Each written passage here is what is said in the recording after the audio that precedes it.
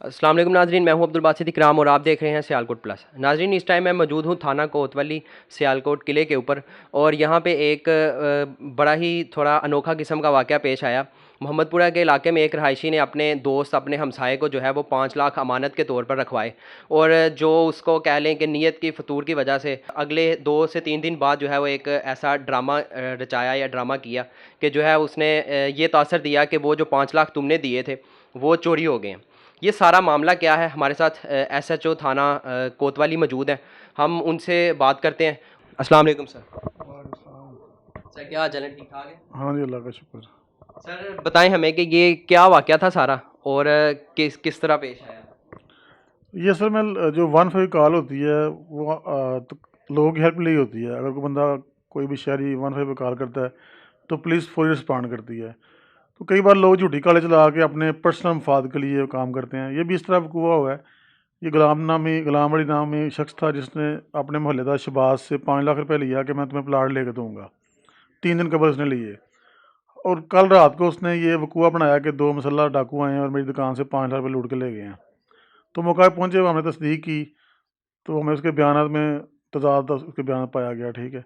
बाद मजीद इंटरव्यू करने पर वो जो 5 लाख रुपया था उससे बरामद हो गया उसके घर से।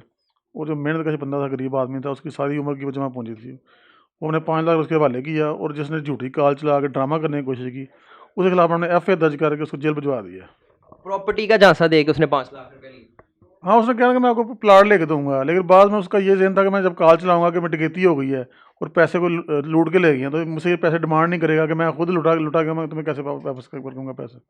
क्या रिएक्शन था उसका जिसके 5 लाख रुपए जिसको वापस मिल गए उसको? असल में जो उसके चेहरे पे खुशी थी ना, वो मुझे देख के मुझे बड़ा ना सुकून मिला है कि चलिए हमने किसी बंदे की हेल्प की है। एक दिन के अंदर ही ये केस सारा सॉल्व हो गया? हाँ जी, तकरीबन 1 घंटे में हमने हल कर लिया सारा केस।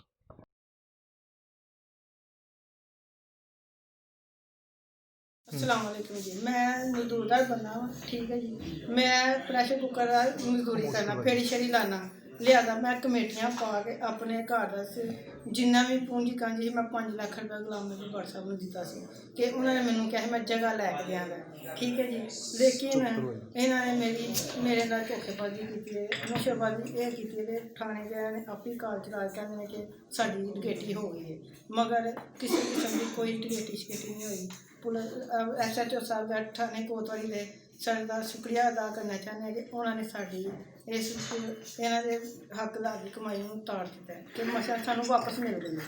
इन्हों की बहुत बहुत मेहरबानी, शुक्रिया असी चाहते हैं, थैंक यू चाहते हैं जिन्ना अमला है थाने का, उन्होंने बहुत बहुत शुक्रिया कि उन्होंने साड़ी नाल हो के हेल्प की है माड़े बंदियां की। लिहाजा असी दिल दी गरहाया जो उन्होंने शुक्रगुजार हाँ। अल्लाह ताला इन्हों दी नौकरियां और इन्हों इजाफा फरमाएगा।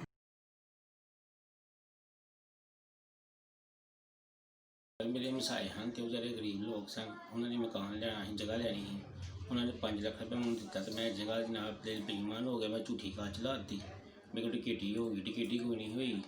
लिहाजा मैं सारे पैसे वापस दे दिते, मैंने लिहाजा माफ़ किया जाए।